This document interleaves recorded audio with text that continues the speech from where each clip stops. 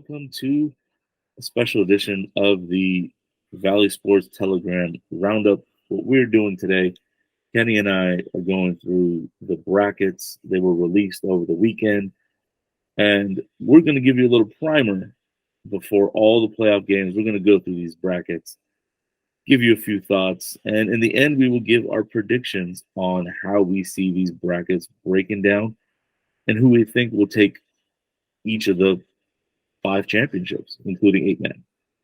So before we roll into it, Kenny, how you doing? Man, I am fantastic. This is one of those parts of the year we get excited. It's it's high school football's version of March Madness. We got a lot of intriguing things to go through. So, man, let's not even waste any time. Let's get right into it. Let's go. So, Open Division, as we all know, is pretty stacked. But this year was the first year they kind of tweaked the way they did the seeding for all of the divisions. They had the computer rankings, but they added a human element to it. And that led to a couple interesting teams at the bottom of the Open Division and the top of D1. But let's jump right into it. Number 1 seed Birmingham, they'll be hosting number 8 Narbonne. Number 5 Granada Hills will be visiting number 4 Carson. Number 3 Gardena is hosting number 6 Palisades. And number 2 Garfield is hosting number 7 San Pedro. Now, for anybody who is looking at the rankings, there's one team noticeably missing that was a top 8 ranked team, and that's Banning. We'll get into them in a moment. But my takeaway is it was an interesting decision at the bottom of this to put Banning in D1, where it could have easily been Garfield or Gardena. To me, that's the interesting decision there. Otherwise, I don't really have any issues with how they ranked out the rest of the Open Division. Kenny, what are your overall thoughts? This was the first year. If you're telling me that there was a human element to the computers, yeah, I felt it here. I have been, as we had kind of discussed, because of how dominant Birmingham has been, I have really sort of been keeping an eye and watching a lot of these teams that are kind of sitting at the top. I've been stalking these teams outside of the Valley just to kind of give a feel for what the competition was. And in general, I don't have a problem with who they put in. Like I said, Bannon didn't get in, but if you lost to Narbonne, if you lost to the teams that are kind of sitting in that bottom of the Open, then I guess you can't have many complaints. I think I had more of an issue with where some of the teams were seated in Open. I thought that Garfield was ranked a little high, even though they're a 9-win team. I didn't think that their schedule was as tough or they had as many quality wins as Gardena and Carson. And I would have had those teams be 2 and 3 and sort of be opposite end of the bracket of Birmingham. Well, I mean, Gardena is, but Carson, I felt like kind of got the short end of the stick and probably should have been the 3 seed and not have potentially see Birmingham in a semi as opposed to in the championship. But, I mean, it's grasping at straws. And, you're splitting hairs with these teams. And regardless, you're going to have to beat good teams to win. So I don't have much complaints. I just think Garfield probably should have been lower than the 2 seed in this bracket, but still got to go out there and win the game. So. Yeah, that's what's left to be done in Open when they play next week. But looking at the matchups, I just have a couple of real simple notes in the 1-8 matchup, Birmingham Narbonne. I mean, it's Birmingham's division until someone beats them. They haven't shown that they're really slowing down, and the way they finished the regular season kind of showed it. They just kind of kept going. And in the number 4-5 seed with Granada going to Carson, they had one common opponent in Franklin, where Granada tied them in the very beginning of the season, and Carson kind of blew them out. It was a 49-7 final there. But my question is, can Granada keep that Carson D honest? We know they've leaned on their defense all year. So if Granada's D does its job, can that offense keep the Carson D honest enough to the point where they're able to run their offense? Yeah, same here. Looking at that Birmingham Narbonne game, it's simple. It's can Narbonne kind of stay with this Birmingham team that's just a juggernaut at this point?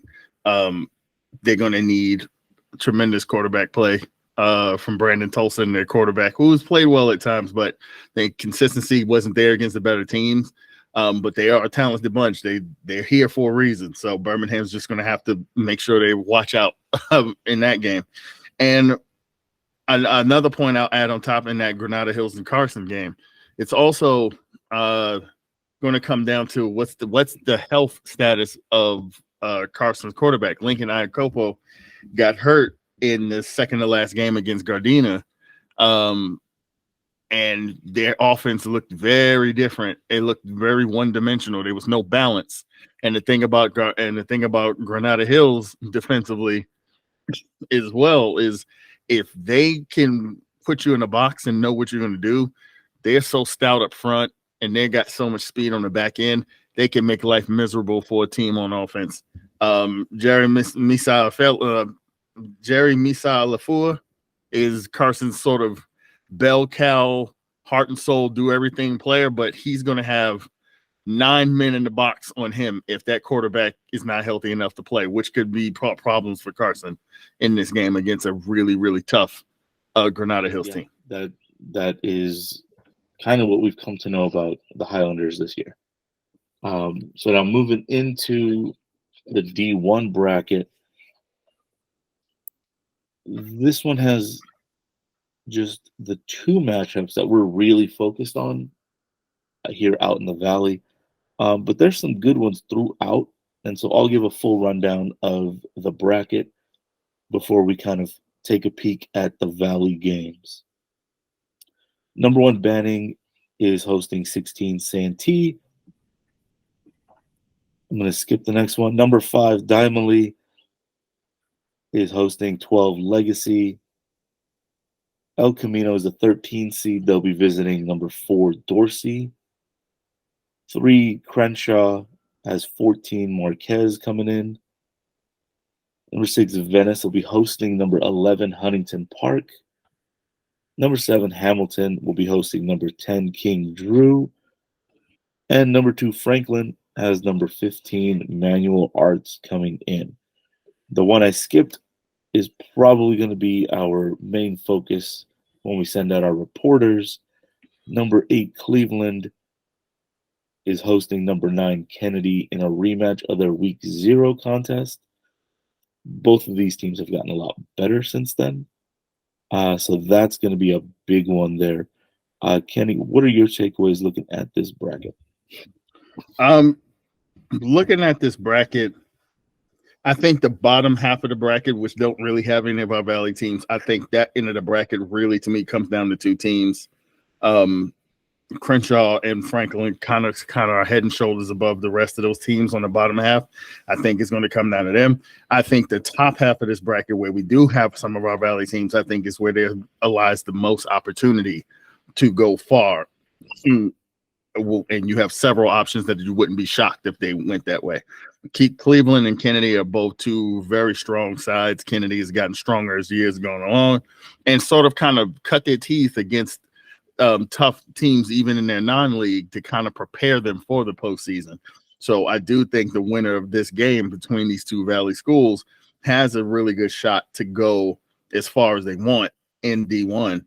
El Camino is probably the team that sort of sticks out here in this bracket in terms of, like, you see their record at 3-7, but if you watch Elko at any point this year, you know this team talent-wise is better than what their 3-7 record suggests.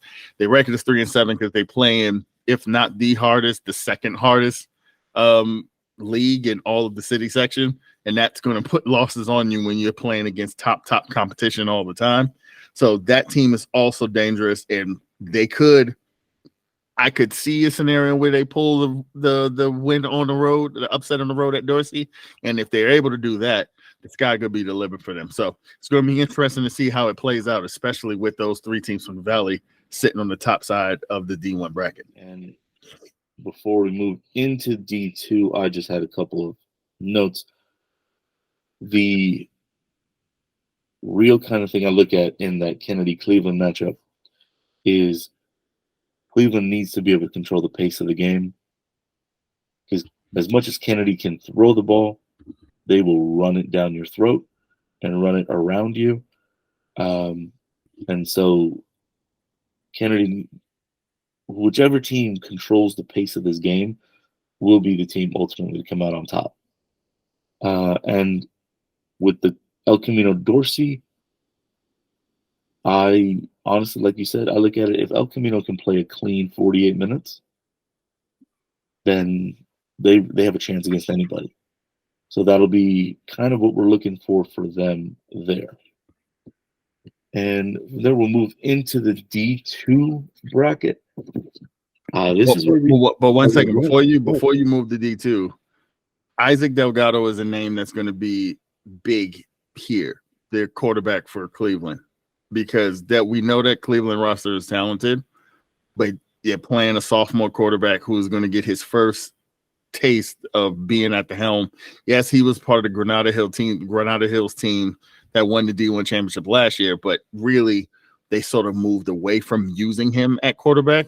Cleveland, he has more responsibilities and a lot more on his plate.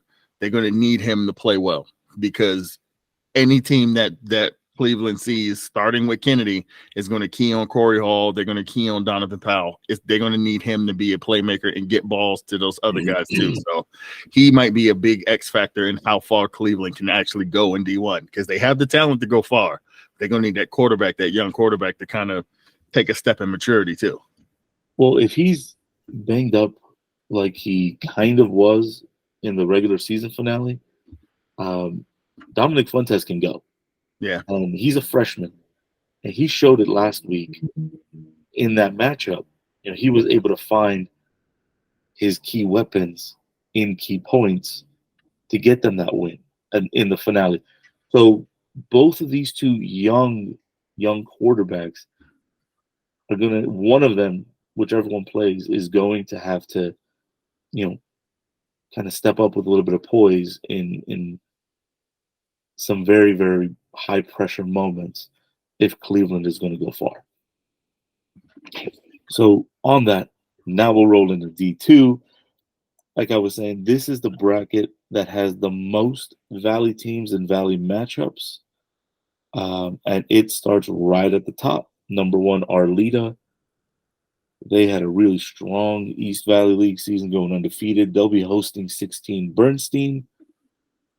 You got number 8 Panorama hosting number 9 Fairfax. Number 5 Eagle Rock will be hosting 12 Taft. Number 4 Dr. Maya Angelou Community is hosting 13 Sylmar. Number 3 San Fernando will be hosting 14 Hollywood. Number 11 Roosevelt will be visiting number 6 Wilson. Number 7 Lincoln has number 10 Westchester coming in. And at the bottom of the bracket, number 2 Chatsworth is hosting number 15 Poly, in a curious matchup of two teams that were a little more physical than people were expecting. So, Kenny, what are your thoughts on this bracket? I think that D2 we have a really strong chance of having an all-Valley Final Four. I think we could have 4 Valley schools. When we get to November 17th and hit those semifinals, we could have a guarantee of 2 Valley teams playing for the D2 championship.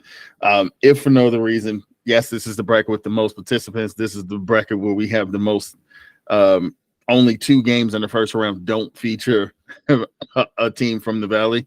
So the numbers are definitely in our favor to have a couple teams make some strong runs.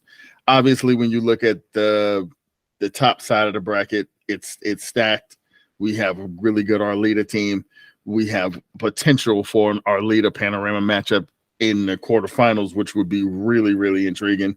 But I would look at the bottom side of this bracket, and I look at how this sets up for teams like San Fernando and like Chatsworth, that could really, really find themselves in the D2 championship, because I don't think that teams like Roosevelt or Wilson or Lincoln or Westchester, who was a little bit down this year, are teams that pose a threat to the 2 and 3 seeds in Chatsworth and San Fernando due to how they match up. So I think we got a real good shot when you look at these brackets. I think D2 could absolutely have a Valley champ come out of it. Yeah, there is, again, probably the highest probability here. And I've got just a couple of questions and notes on these matchups. The big one for Arleta as a team that is very, very defensively sound. Bernstein can score. Mm-hmm. They've scored 35 plus in every game this season. 8 of those were 40 plus. Okay. Now, on the flip side, right, Bernstein barely survived Reseda. Mm-hmm. And when I talked to Coach Austin Ward, he wanted that back. He knew that was a game they could have won. But you also look at it, Bernstein lost to Wilson 44-38 in overtime. Mm-hmm. And they lost to Compton 62-40. So they're vulnerable to giving up points. I mean, they won the league title in a shootout. It was a 65-58 final against Hollywood. So if Arleta's defense does what we know it's capable of doing, then they'll have a chance to put up some points against Bernstein, who is shown to be a little leaky. But it all is going to come down to that defense for Arleta.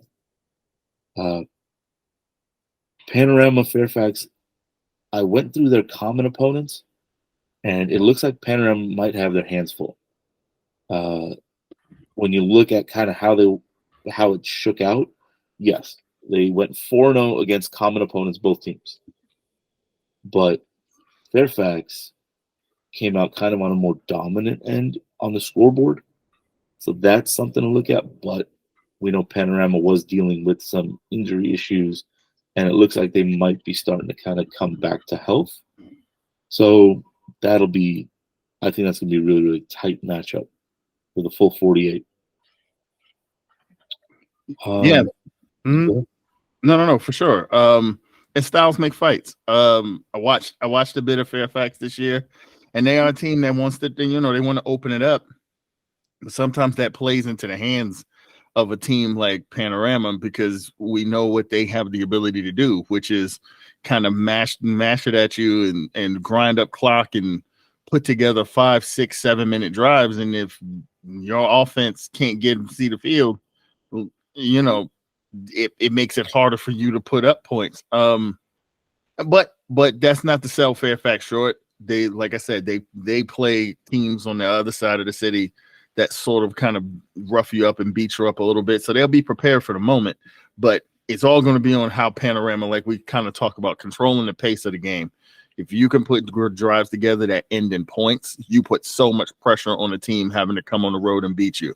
So it's going to be interesting to see how that one plays out. And the same thing, Bernstein is one of those teams. They put up a lot of points, but when you look at some of the teams they played, they're not going to have seen Xavier Vegas and some of these guys that Arleta's going to run at you on the defensive side of the ball. Arleta's going to come out and try to whack you right in the mouth right away and see how much you actually want to play football. And I think that might be what kind of carries the day for them. But Bernstein is definitely dangerous. They have to be prepared for the offensive punch they do pack. But I think they should be okay. Yeah. I'm inclined to agree there. And then I have two last notes, couple last notes. Real quick for Eagle Rock Taft. Eagle Rock did beat up on a lot of weak teams looking at their schedule. Mm-hmm. And so my takeaway with Taft is they need to play a full 48 minutes if they want to win. Yeah. They can't do this Jekyll and Hyde that we've been seeing all season.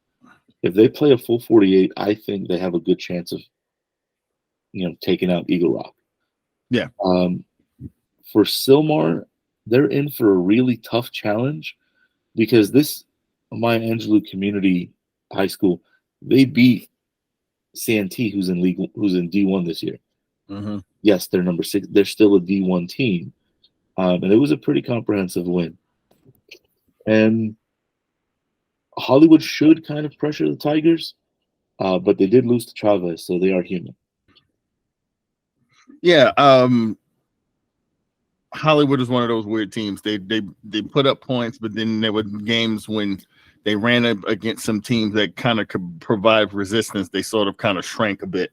That could get them in trouble coming to play San Fernando because, like I said, what San Fernando wants to do is, they're not a finesse team by any, even though they like to throw the ball, they're not a finesse team by any stretch of imagination, especially on the defensive side of the ball. They want to hit you, they want to rally to the ball, they want to rip at that thing, they want to beat you up a little bit, as Kennedy and Panorama sort of found out. Like, this is a really, really tough bunch. Hollywood's going to have a hard time if they want to try to play an open game against them. And as far as Taft is concerned, you're absolutely right. This Eagle Rock team, it's not an easy task to have to go to Eagle Rock and play this team, but this is not the Eagle Rock team from last year. They graduated a lot. Yes, they play a wide open style, which kind of plays into Taft's hands because that's the sort of game that Taft wants to play. They want to play it a little bit wide open. They don't want the game to be bogged down and be smash mouth. Like, they run the air raid offense for a reason. They want to go out there and put up points, and let's see who's who's got the better weapons, who's got the better offense.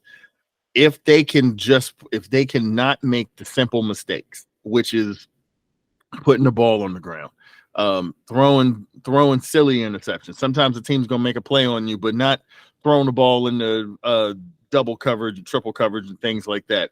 Being sound on the back end. Don't let receivers get behind you. Keep everything in front of you. Bend but don't break, and then make stops when you get in and around the 20 and force them to kick field goals. Because if they're kicking field goals and you're putting up sevens, that's the formula to win.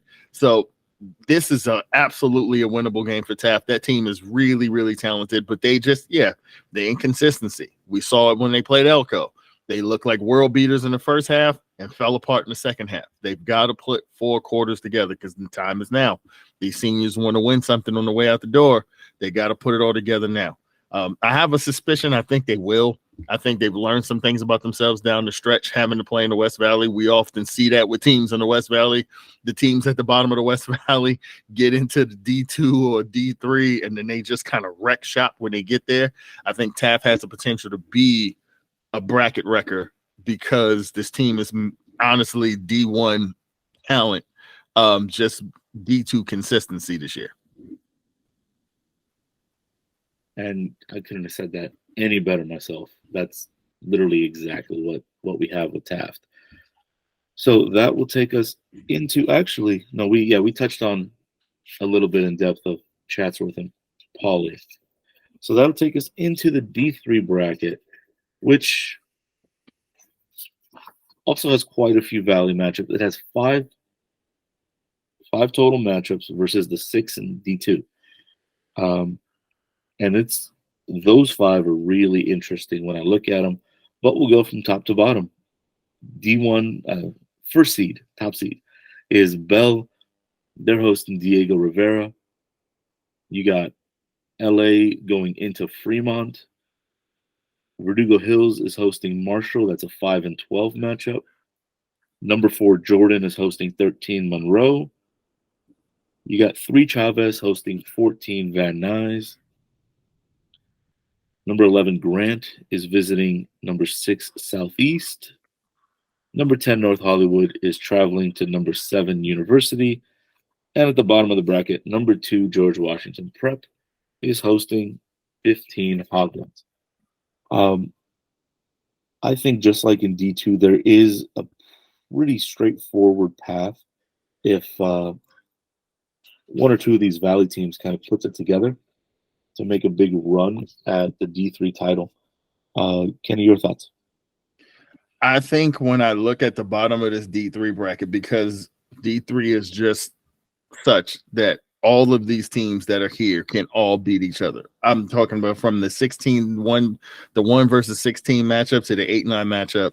Any of these teams can beat each other. That's sort of kind of why they're here. um, for very various reasons. You have teams like North Hollywood are here because they were just banged up this year.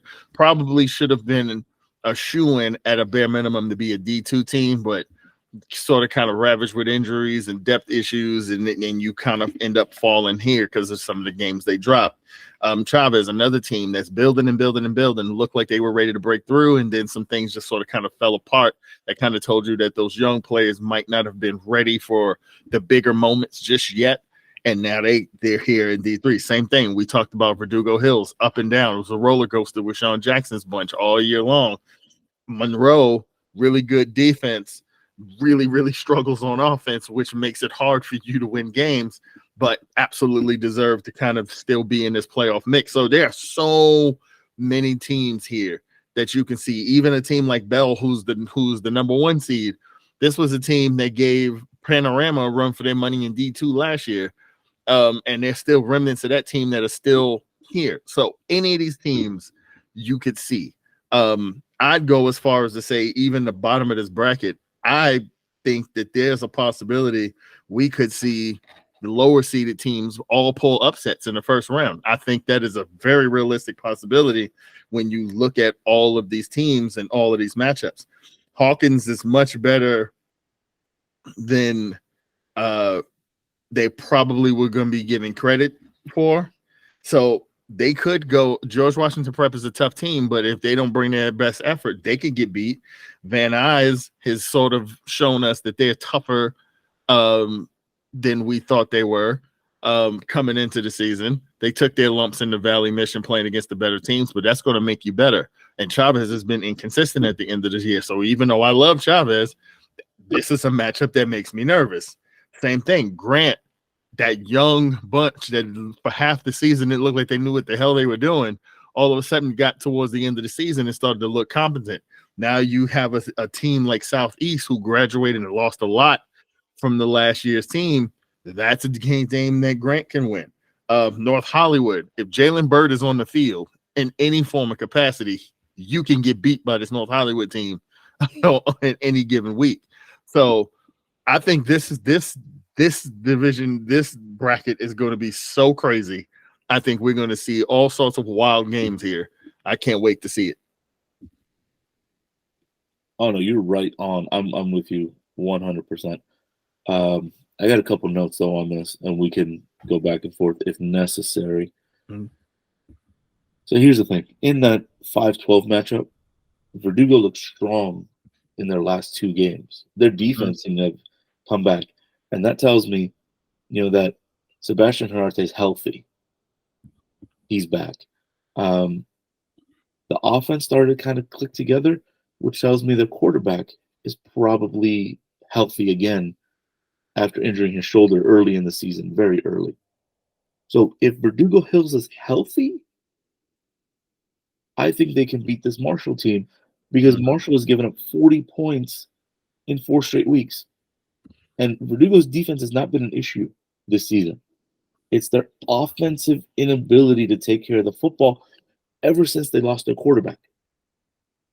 Because they lost him in the first league game against Arleta. Mm-hmm. That's a game they should have won. They know it. If he was healthy, I think they win that game. So, looking at that matchup, if Verdugo Hills is healthy, I think they take it. Now, in the Jordan Monroe matchup, 4-13, Jordan beat up on a very weak league. Yeah. They only had wins against teams with losing records all season, and they went 0-3 against anybody who was 500 and above.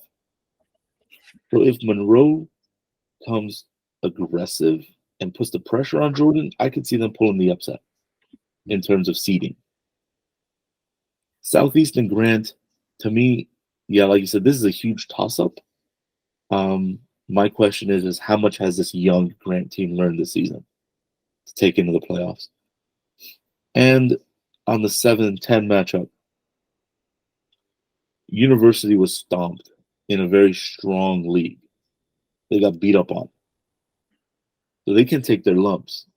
If North Hollywood doesn't come ready to play, yes, Jalen Burke can break, and he is an amazing talent.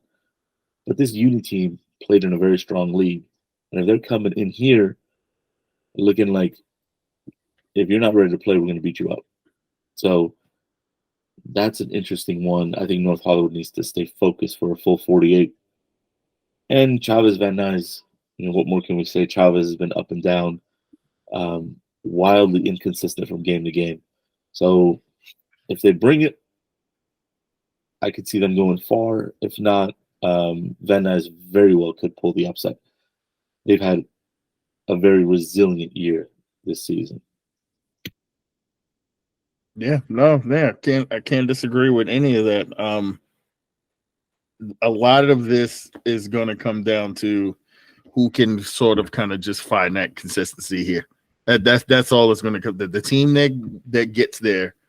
Think about last year with Chatsworth. Chatsworth ended up in D3 last year because of, just really they weren't a D3 in terms of their talent, but just to our original point, who's going to be the team that sort of like separates themselves with the talent they have, but can play consistently enough to kind of get all the way to the and finish the deal. I think Verdugo is a team right away. When you look at them, you say, like, man, if they can just play 4 quarters of consistent, no mistake-free football, they have a chance. Jackson has a chance to win this thing here. But I will say this. Keep an eye on this Monroe team. They have a lot of guys left over from that team that got disappointed in the playoffs last year at D2. And I talked to Pops on Friday night, and he said these guys are ready to go. He's like, I don't know how far we can go because our offense struggles. He was like, but defensively, they're going to beat up people. They're going to be angry when they get there. So it's going to be interesting. I think D3 is going to be really wild.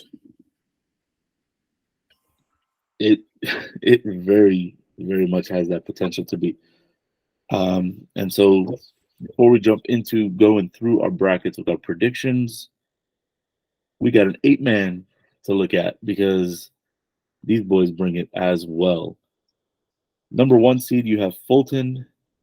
They're hosting number 8 Valley Oaks, the Voices.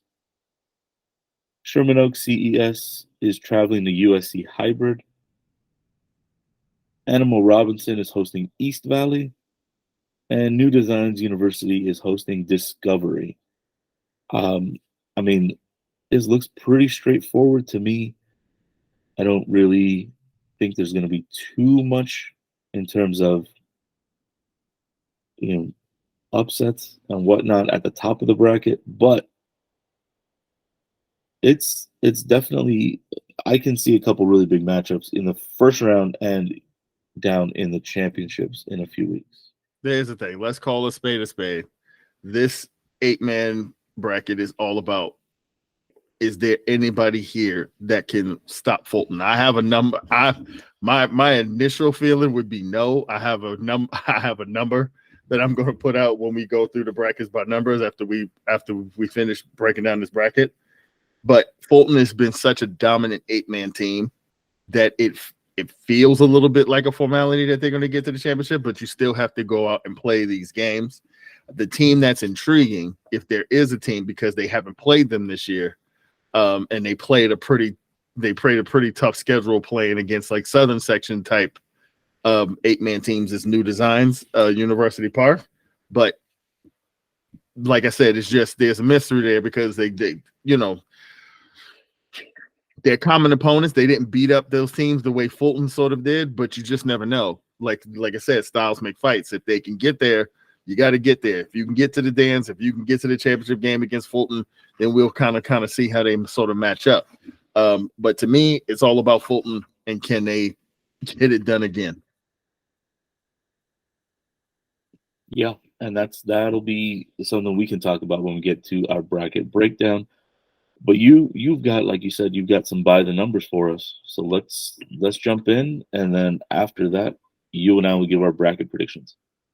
Yes, sir. So listen, every year when you do brackets, I'm a numbers guy. I love breaking things down and finding those tidbits and those nuggets and news and notes.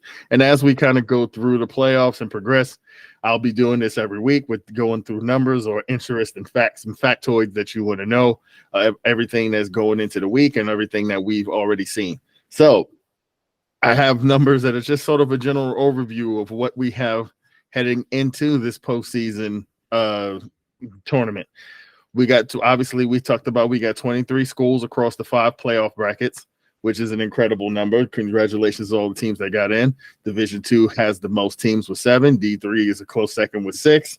We've got 11 games across D2 and D3 that will feature a Valley school. So we got a lot of opportunity for teams to kind of survive and advance and keep going. We've got 9 teams that will host an opening round game, and 4 of those matchups will be all Valley matchups and throughout the opening rounds.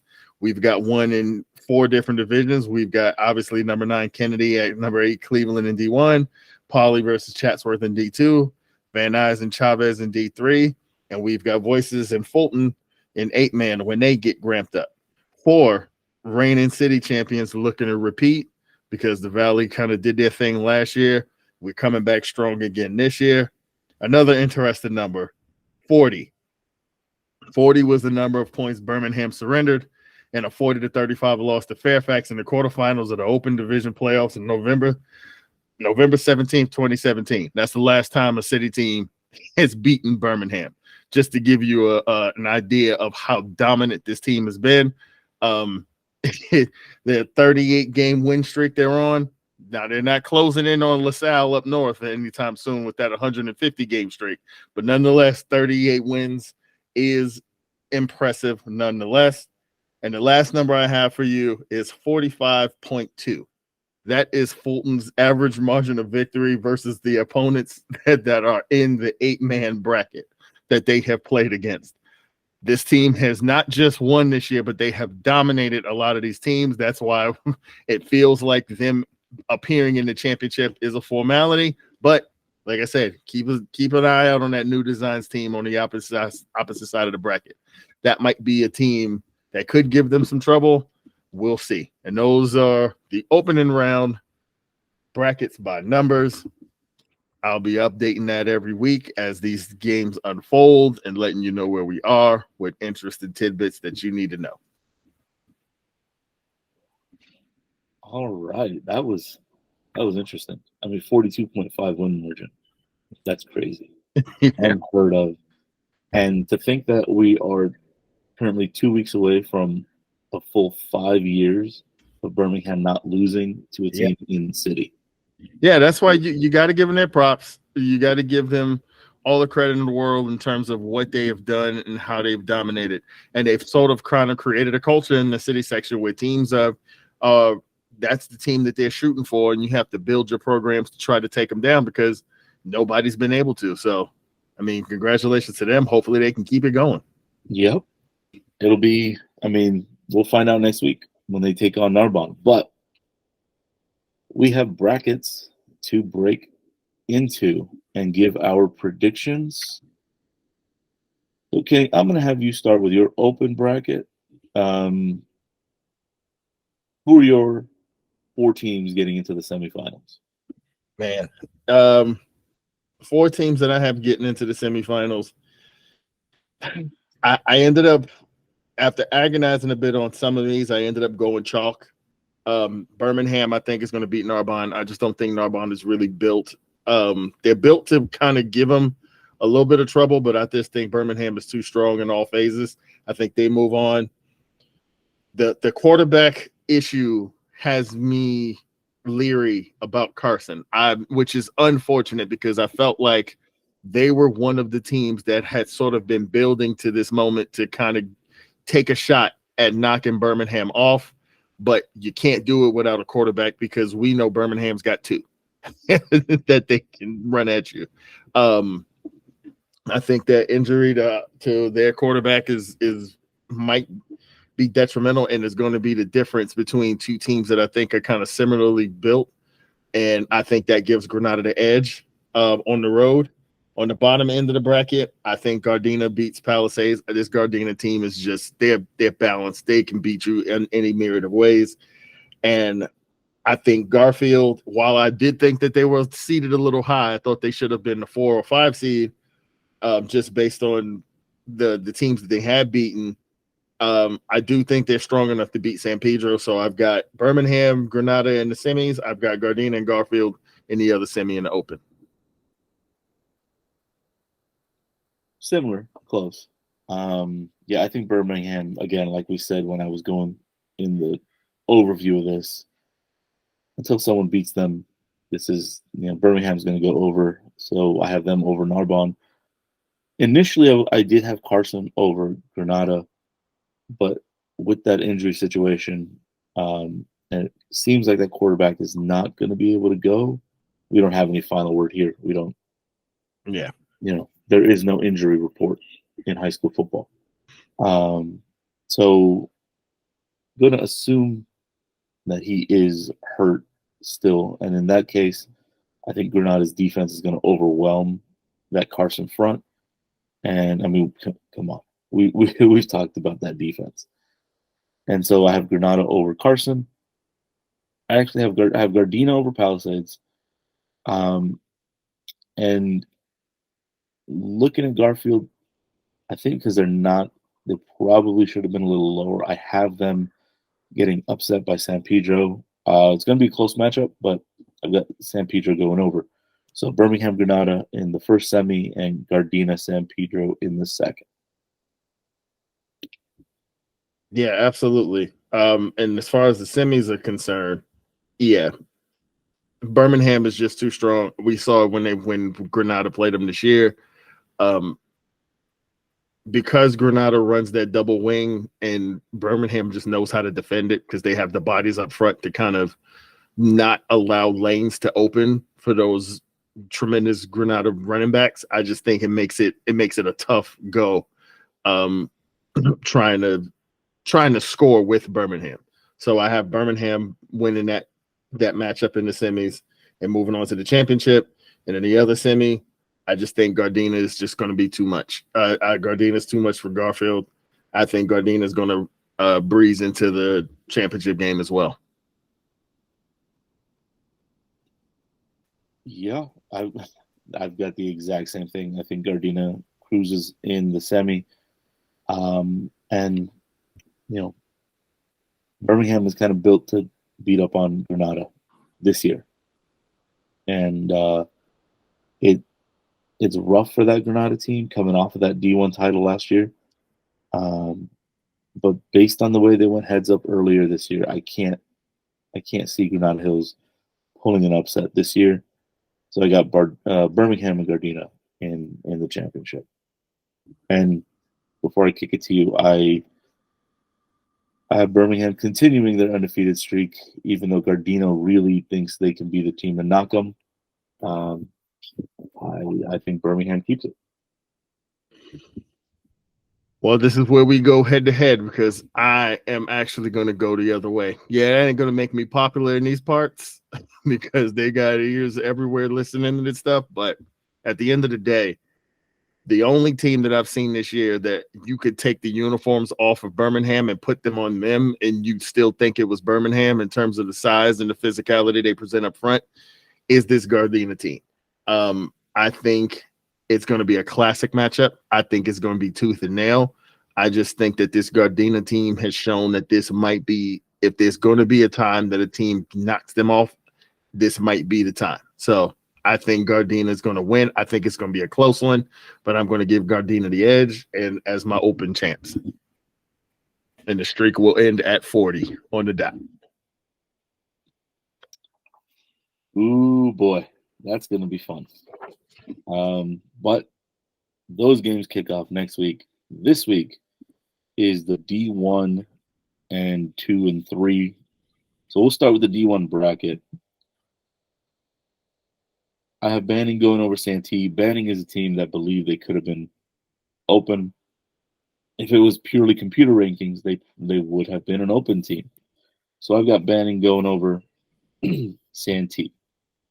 Kennedy Cleveland, as I said in my preview, whoever controls the flow of the game will ultimately come out on top. I just think it's a little bit more of a tilt to Cleveland. I have Cleveland. Excuse me. I have Cleveland coming out on top of Kennedy. And Diamond Legacy, I think Diamond takes it. Dorsey is going to edge out El Camino. As much as El Camino will try to play cleaner, I do think Dorsey comes out on top. Crenshaw over Marquez. I have Huntington Park over Venice. King Drew over Hamilton. And Franklin over Manual Arts in that first round. Yeah, for me in the first round, yeah, I'm with you there. Bannon was one of those teams similar to Granada last year. You could have made an argument that they were open. Things didn't fall that way. They ended up the 1 seed in D1. They're going to beat Santee. I'm going to go opposite here with this Cleveland Kennedy matchup. I just think when I look at the two teams and I look at who has improved and progressed this season, I've seen more out of Kennedy. I've seen the confidence in this team kind of grow. I've seen this team get to the end of the year and know that gauntlet they had to go through in the Valley Mission, and they handled both tests relative ease in regards to what they needed to do to win their league title. I also think the continued improvement of Diego Montes and now the incorporation of 3 or 4 running wide receivers and weapons on the outside that he goes to helps them in this rematch with Kennedy because with Cleveland, because Corey Hall can't guard everybody. Whoever side of the field that he's on, Montes will have the ability to attack the other side. And then you enter in Lonzo Fuentes Gutierrez also in the run game.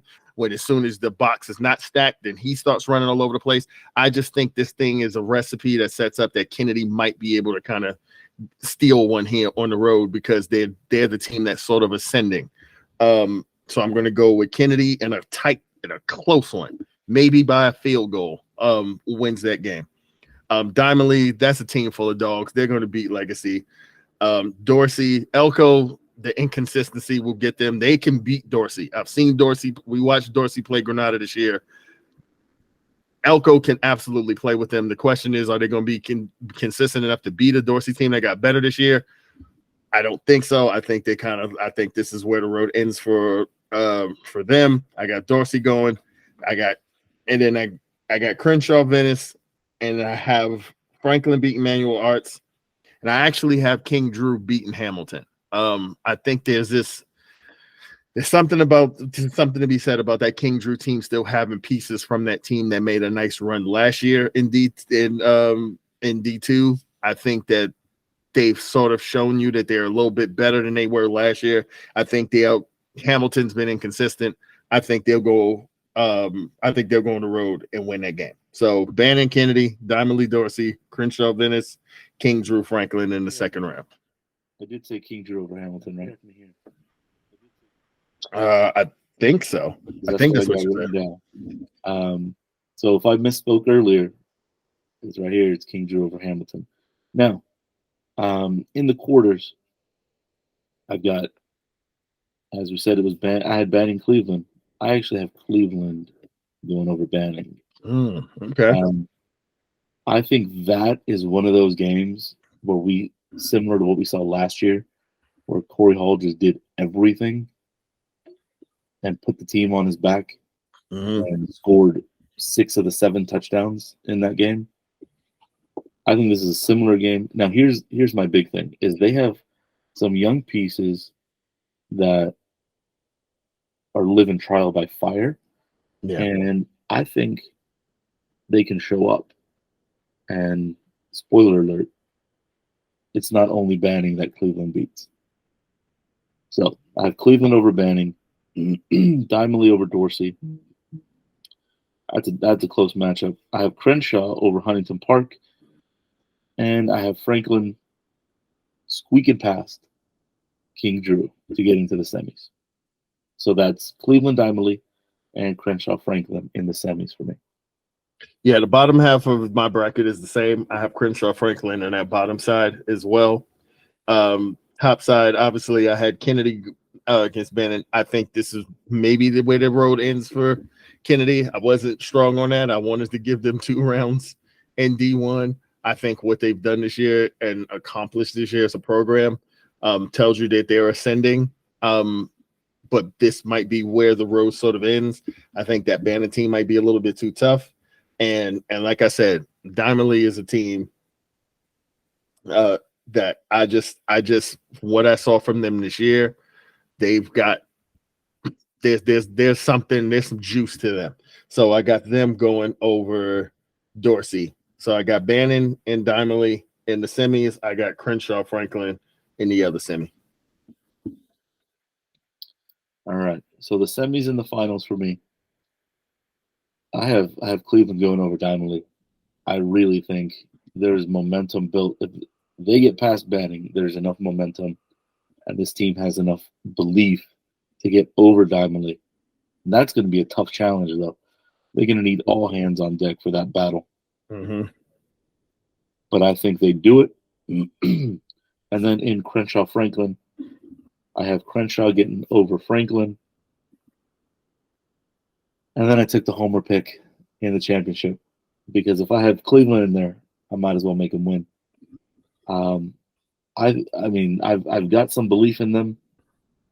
So I've got Cleveland, Franklin in the championship. Cleveland Crenshaw in the championship with Cleveland on top. Your D1 champs. Yeah, for me, I think Diamond Lee is getting a chance to see that team up close. They've got some. I'm not going to say they have Corey Halls. I'm going to say they have some Corey Hall light on that team in terms of kids who are just studs who could just make plays. I think that's enough to get them past Bannon into the championship. On the other side, I also have Crenshaw beating Franklin. I've watched Crenshaw this year. They have some huge weapons on the outside who with giant catch radiuses who just make plays when they need them. And also Crenshaw is a team that quiet as kept, played real tough, hung tough with some of these teams that ended up in open. So I got Crenshaw, Diamond Lee in the championship, and I actually have Crenshaw taking the D1 championship. Going back-to-back city championships. They won the D3 last year. They showed you it wasn't a fluke this year, coming back into this season and playing as well as they did. That's a program that's on the ascent. That's a program that Birmingham, quite frankly, might have to worry about and open next year. So I think Crenshaw is going to take the D1 championship. I can't fault you there. Your logic is always sound. I think that's going to be an interesting turnout in that finals. Well, that puts us into D2, what you and I have dubbed the quote-unquote Valley bracket. It really kind of has the most straightforward path if you're looking at it trying to get a title to a non-Birmingham team in the lower divisions, lower below open. So I have Arleta over Bernstein because that Arleta defense is legit and they have just enough offense to take out that Bernstein team. I do have Panorama over Fairfax, setting up that Valley matchup in the quarters. I initially thought I was going to have Eagle Rock over Taft, but I waffled on that about 3 or 4 times and ultimately said, I think Taft is going to take it. Taft over Eagle Rock, Dr. Maya Angelou community over Sylmar. Got San Fernando over Hollywood. I have Roosevelt over Wilson, Lincoln over Westchester, and Chatsworth over Pauley. So my quarterfinals will look Arleta Panorama, Taft DMAC, San Fernando Roosevelt, Lincoln Chatsworth. Yeah, we agree pretty. We agree on most except for I think one. Yeah, I got Arleta beating Bernstein. I think Arleta handles business there. I think it'll be close, but full disclosure, this is where my homerism came in D2. When I'm looking at these teams, just my gut just tells me I think Panorama has enough to finish the deal against Fairfax in that first round matchup. This Eagle Rock Taft matchup is just interesting because I look at two teams that feel like they mirror each other in terms of who they are, their personnel, what they do.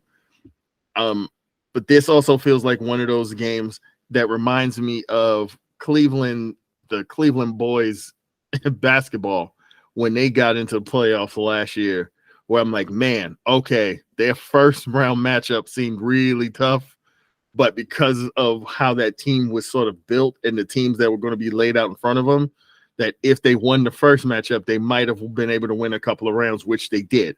I think this is the same sort of spot with Taft.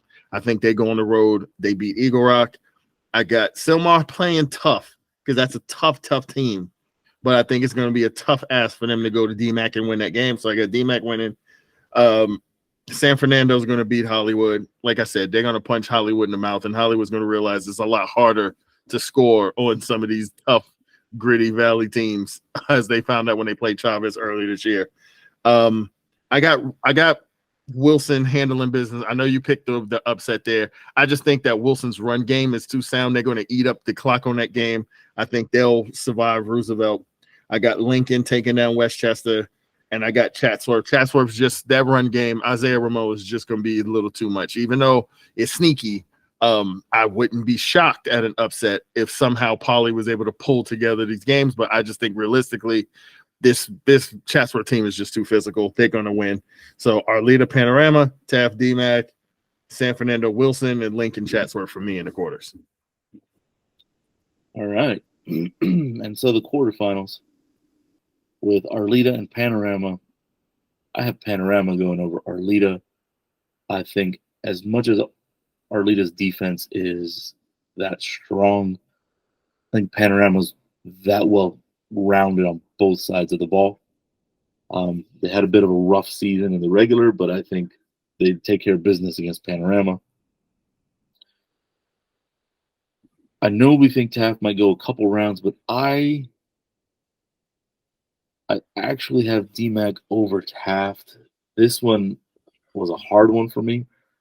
But I think if, as it comes together, DMAC is probably going to be rolling in. I think they take out Taft in a tight matchup. San Fernando Roosevelt. I have San Fernando over Roosevelt. I don't really think there's too much there. Chatsworth Lincoln. Until someone shows they can stop Ramo, I think Chatsworth is going to kind of run through this division as well. So my semis are Panorama DMAC and San Fernando Chatsworth. Yeah, so I also have Panorama beating Arleta. I think it'll be close. I think it'll be tight, but I think Panorama gets it done. Again, my whole thing with Taft is if they can get through this first round, I think these kids will the light bulb will come on and they'll start to figure out what people like ourselves have known or felt about Taft all year, is that this team is dangerous. They have weapons. They can be explosive. They can put numbers on you quickly. If Leor Lesham and Jacob Peary start getting loose and Michael Mansory starts getting loose and Devin Conroy is not throwing interceptions and is playing the way that we've seen him be able to play when he's, in control and relaxed and making the right decisions on the field. I think Taft goes on the road. I think they become road warriors. They beat DMAC and keep it rolling. I think San Fernando takes down Wilson. I think that defense is going to be a little too tough. And again, like you said, the Ramo show is going to roll on. He's not ready to be done. He's not ready for his high school career to be over. I think he will carry Chatsworth on his back past Lincoln into the semis. So Panorama Taft on one side, and I got San Fernando Chatsworth in two All Valley matchups in the semifinals in D2. All right. And so the semifinals and the championship predictions. It's interesting because I have DMAC over Taft, but I have Panorama over DMAC just because the consistency of that program I think this is going to be a really, really tight, hard-fought matchup. But in the end, I think Panorama makes its third straight city championship game. And the hard thing is you've got San Fernando Chatsworth. Who's going to make it? I waffle as I sit here. But I go back to what I have down. I have San Fernando over Chatsworth. I think Remote puts up some numbers, but San Fernando's offense takes advantage of that Chatsworth defense. So they get into the championship. Panorama, San Fernando. As great as San Fernando has been this year, I think Panorama gets revenge and finally comes through in their third straight year in a city championship game. Oh man, yeah. I don't want to do this because I don't want the season to end like this for them again. But I just look at Taft and it's something I'm getting that same feeling in my gut. I'm getting that same intuition in my gut that I had from Kennedy last year of, man, if these guys just put everything else behind them and just go play football. It's a one-game scenario. Go play football. Don't make mistakes. Play sound. Stick to your game plan, and you can win because of the talent that you have. I just look at Taft as being this team. I just think that they have so many different ways that they can carve you up. And I think that that's where Panorama falls into trouble because it's harder for them if they get into a shootout. They're not necessarily built that way. And I think that that might play into Taft's hands. So I have Taft edging Panorama here in the D2 semis to go to the championship. It's not a pick that I'm comfortable with because I do think that Panorama is good enough to take it all. I just, my brain, I'm just trying to apply logic.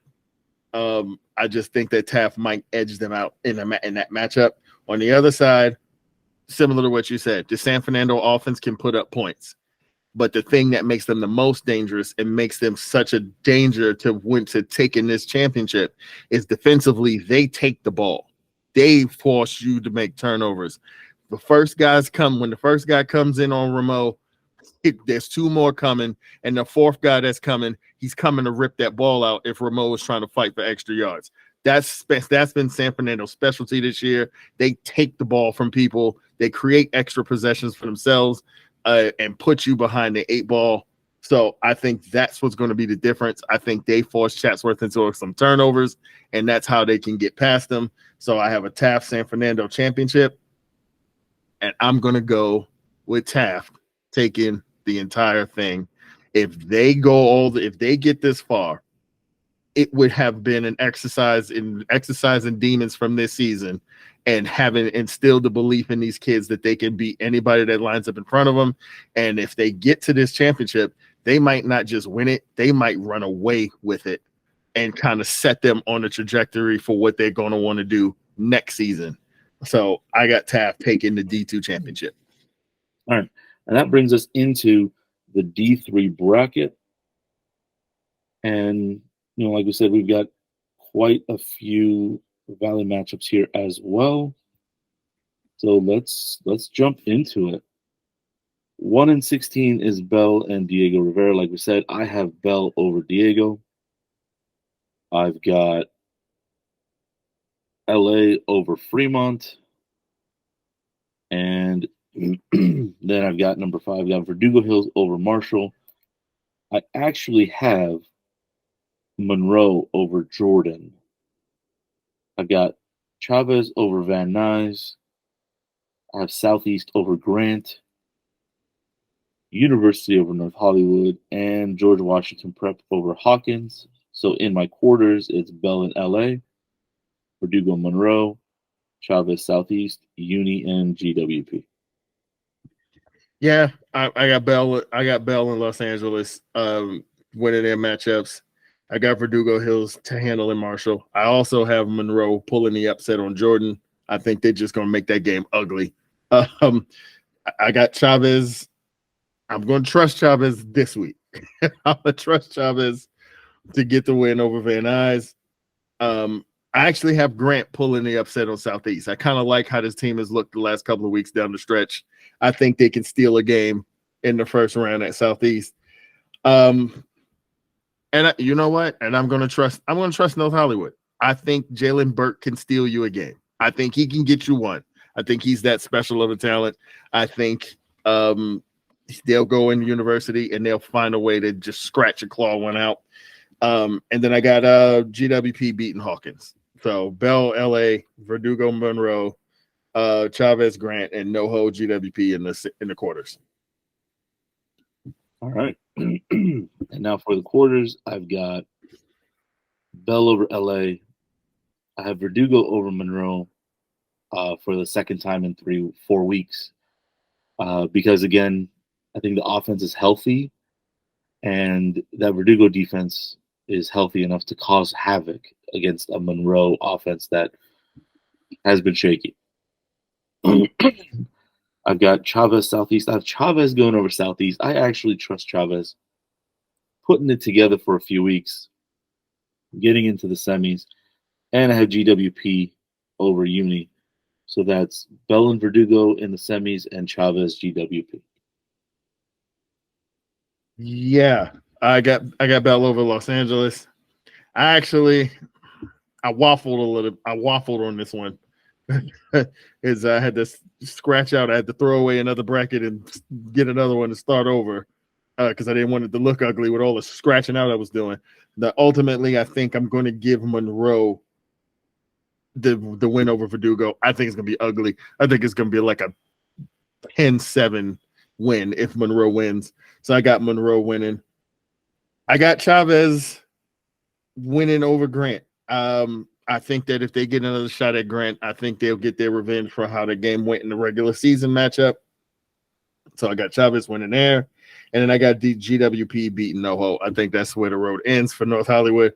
I think George Washington Prep is a very good team. So my semis are Bell, Monroe, and Chavez and GWP.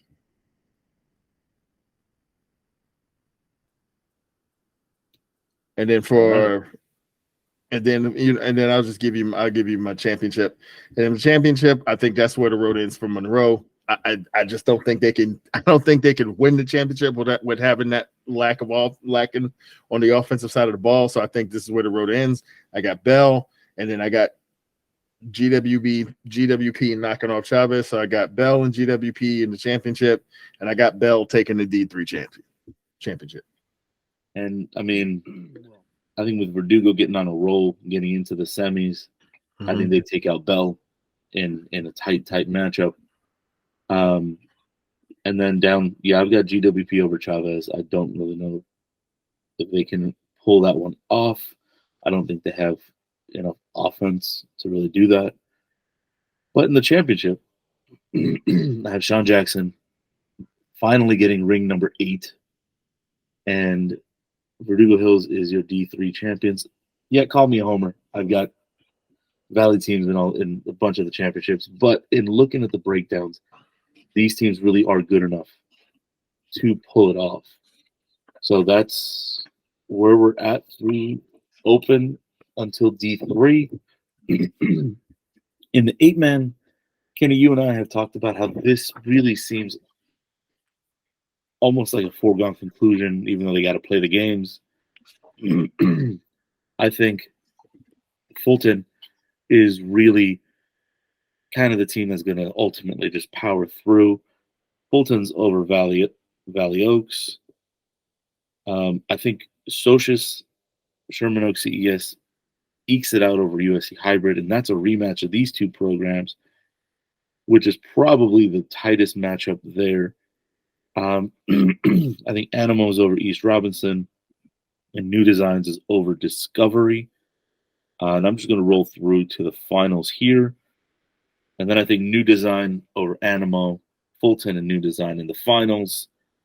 For me, even though this is the biggest test they faced, I think Fulton repeats as your 8-man champs.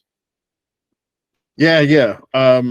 There's not gonna be much variation there. I just poor Valley Oaks. I'm sure they were delighted when they saw the bracket come out and they were going to see this Jaguars team that they just played on October 20th and they beat them by 74 points. I'm sure they were delighted when they saw that. So they're going to win that game. I think USC Hybrid takes care of business against Socius. I got Anemo over East Valley as well. I got New Designs over Discovery. Semis, I got Fulton over USC. Anemo, New Design, over Anemo.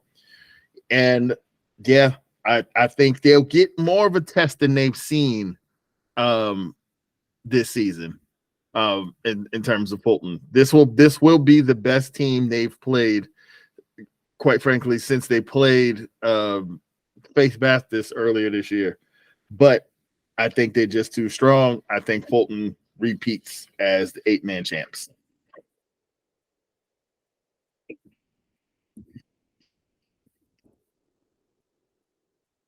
All right, so there you have our brackets. We have gone through them. We've given our predictions. And each week from here on until the city championships right after Thanksgiving, we will be standing or sitting on camera, eating crow or celebrating based on how these brackets are turning out.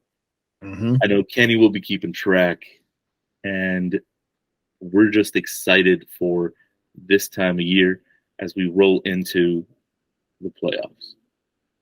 Yeah, man. So again, make sure you get out, make sure you go support all these kids, especially a lot of these seniors that this is their last ride and they're going to leave it all out there. So if you can get out to support these kids and support them trying to achieve a dream and a goal they've been working for all year for a city championship, make sure you do that, because that's what we're going to do. And again, thank you guys all, as always, watching and supporting what we're doing. Make sure you leave a like, subscribe, comment what you think your team is going to do when you get to postseason. And until next week, peace.